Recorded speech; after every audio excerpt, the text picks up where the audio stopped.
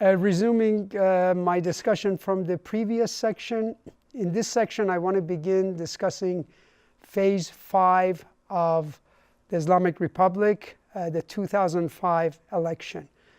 The 2005 election really was what I call a payback time because this time it really involved the leader's revenge from former President Rafsanjani, on top of that involving the conservative backlash to Khatami's presidency.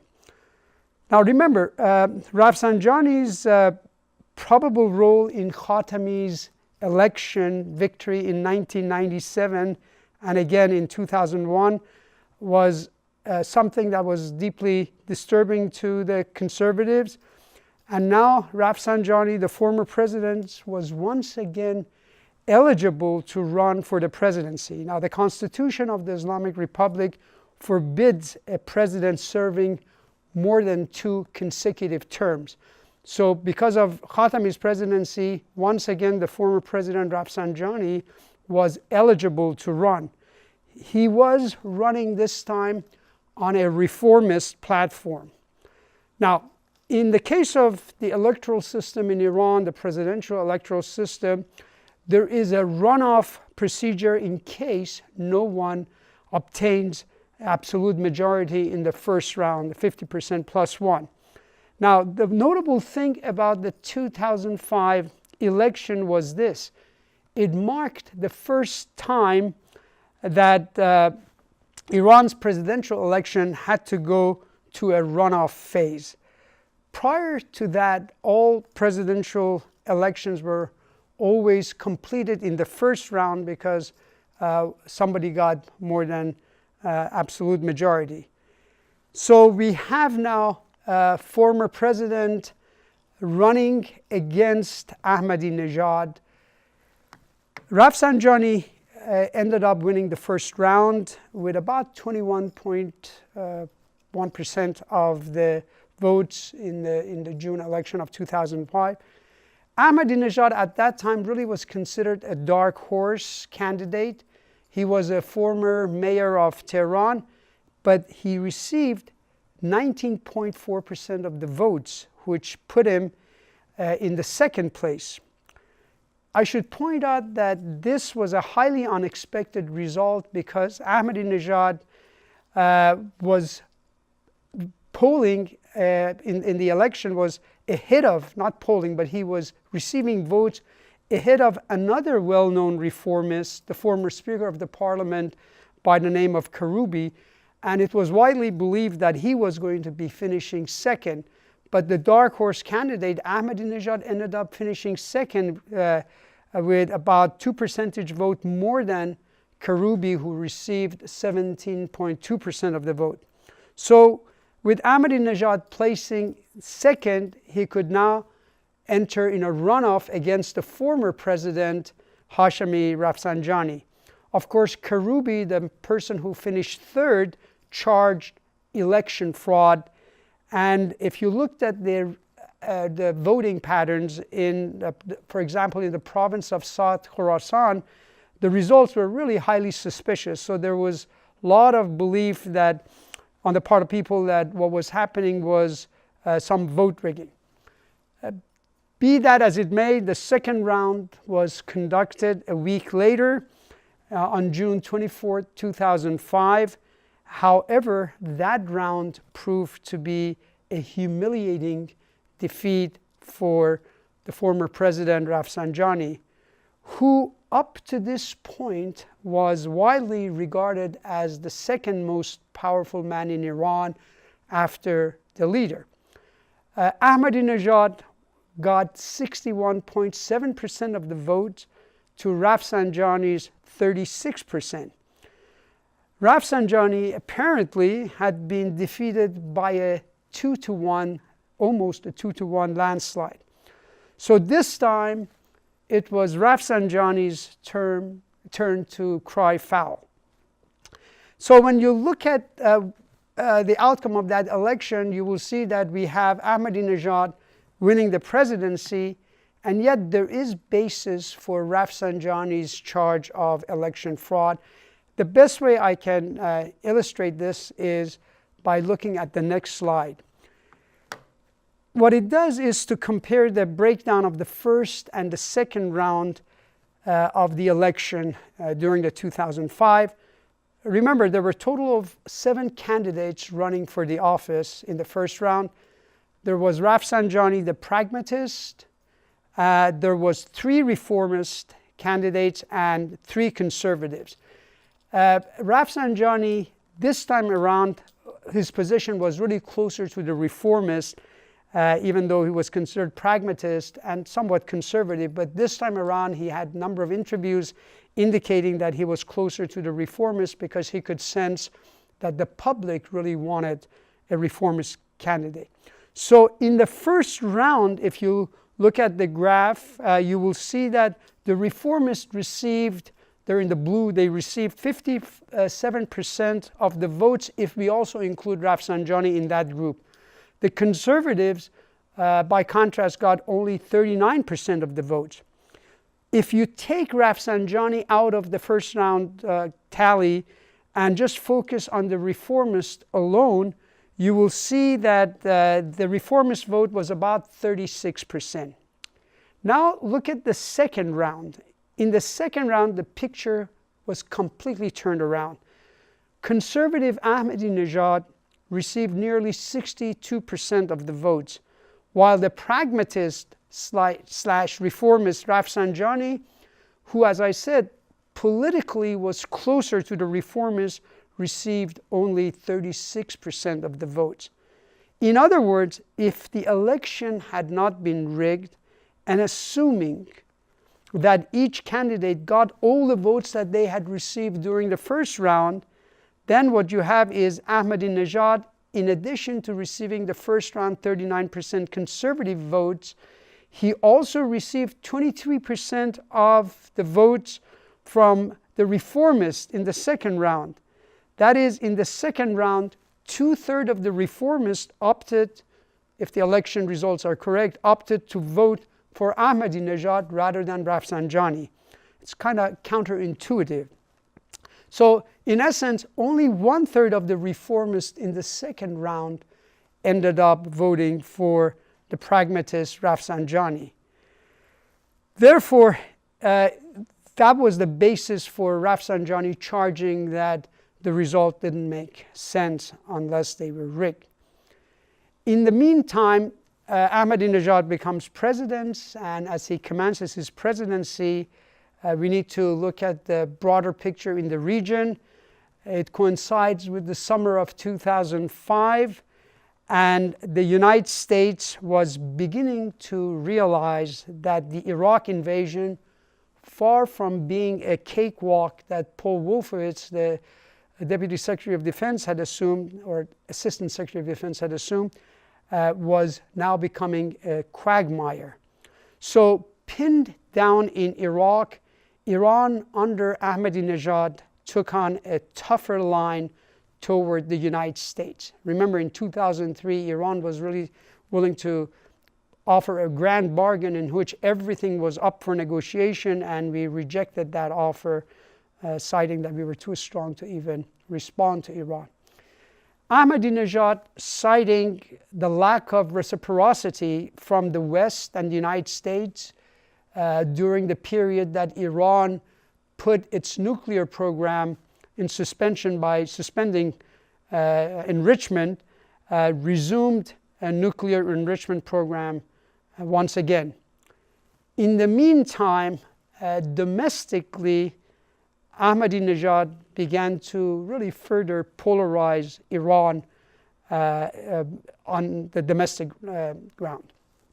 And he did so really by relying on a populist strategy of trying to build up his mass support and his mass base among the rural part of the country, the less educated, and usually more religious segments of the population. To do that, he started by catering to their needs. And this was done at the expense of the urban population, the better educated part, and a lot of university students were strongly opposed to him. And the more secular-minded felt that Ahmadinejad's presidency was undermining their benefits in the society. So by the end of Ahmadinejad's first term, Iran's relations with the West had further deteriorated, while domestically the country had become even more polarized than it had been. So by the time we head toward the presidential elections in 2009, the urban masses, the youth, the better educated part of the population, mostly in the cities, once again were really thirsting for a more reform-minded leader. So this brings me to the next phase of the Islamic Republic, and that's phase 6. Phase 6 is a really dramatic phase because it involves the contested election of 2009. Now, I need to go back briefly to clarify a couple of points. Prior to the 2009 disputed election, I had characterized Iran's political system as, quote, illiberal quasi-democracy. It certainly was not liberal, so that's why I used the word illiberal. But was it democracy? The best case you could make for the system was that it was a quasi-democracy. Why? Well, this is because if you exclude Israel and Turkey in the Middle East, after those two countries, Iran had the most competitive elections in the region. So since the early days of the revolution in 1980s, Iran's governing elites had split into several competing factions. So what I'm trying to do is to explain why this actually became a quasi-democracy. And the key to understanding that has to do with the factionalism among the elites. The competition and the jockeying for power among these governing elite factions from time to time became very intense and at some point even violent and deadly. Some of their fellow elites were actually assassinated or they were brutally hurt. Now, the eligible candidates for the elections could only come from these ruling elites or governing elites because of the vetting procedure that the Islamic Republic had instituted early on. I will discuss the vetting procedures when we talk about the various governmental structures and organs of the Islamic Republic at the end of my lectures on Iran when we present those entities. Nonetheless, despite all the vetting, because of the factional division, because of the division over what best to ensure the survival of the Islamic Republic, because of all of these divisions among the governing elite, and I'm not talking about the opposition that are not part of the governing elite, the governing elites, because of their factionalism, really provided the electorate with sufficient choices that made their participation in election still worthwhile. It wasn't what they wanted, but there was a difference. In other words, it made a difference whom did you vote for. Who did you vote for? To make their participation in election worthwhile, therefore, was one of the factors that made these elites helping Iran to have a kind of a quasi-democracy because there was competition. Now, in 2009, this pretty much was the political environment when the election for the re-election of Ahmadinejad began. I should, however, point out that at the beginning of 2009, there was no real enthusiasm on the part of the reformists for participating in the election. So the progressive elements in the country and the reform-minded people were really not that enthusiastic.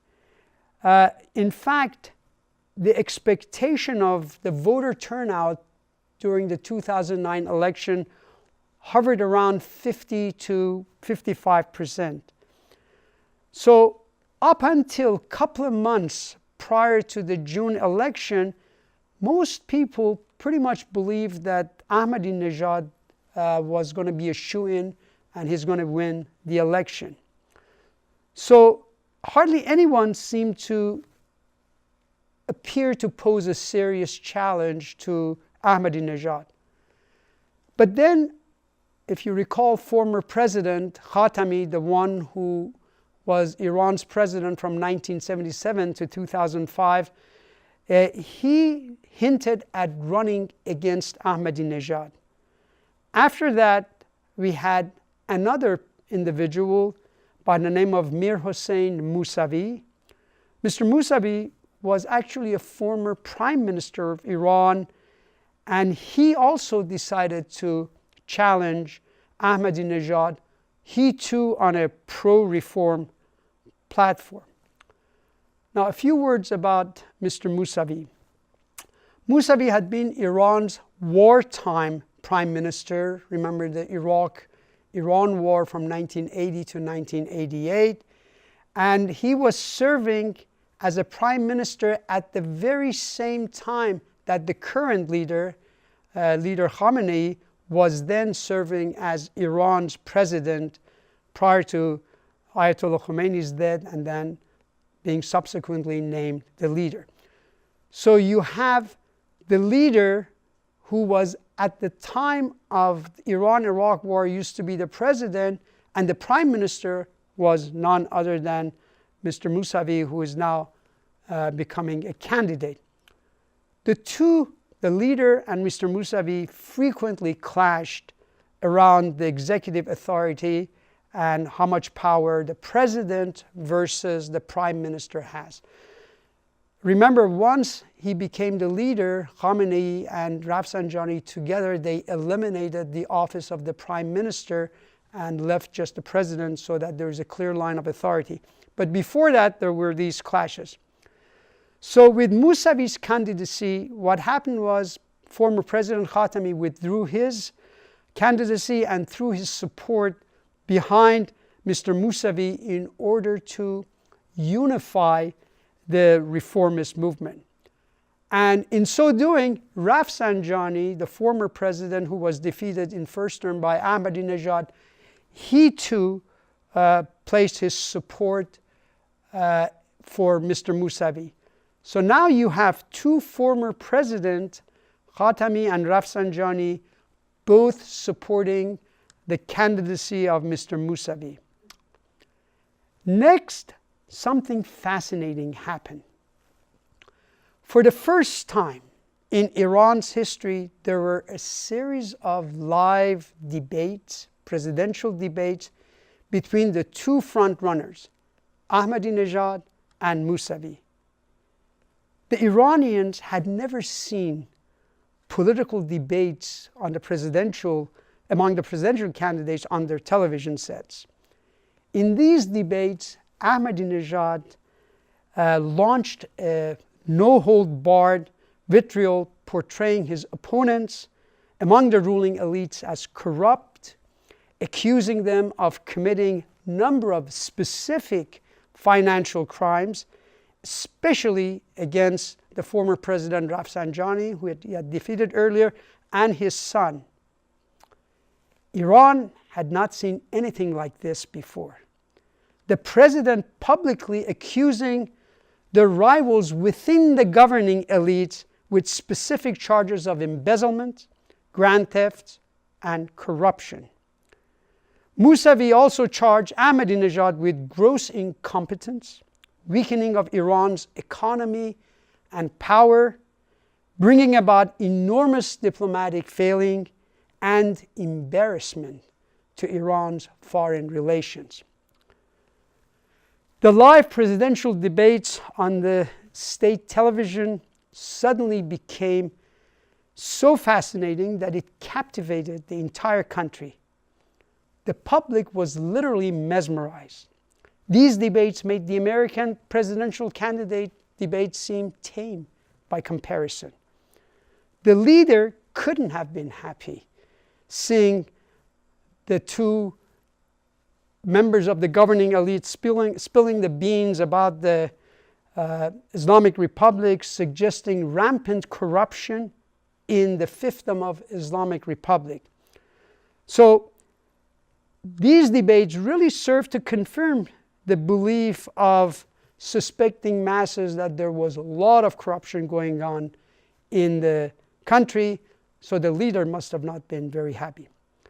So consequently, during the last few weeks of the election, there was a sudden surge of interest on the part of the public and involvement in various campaigns of both Ahmadinejad as well as Mousavi, especially this time the disaffected urban youth, the better educated masses began to once again rally behind the reformists.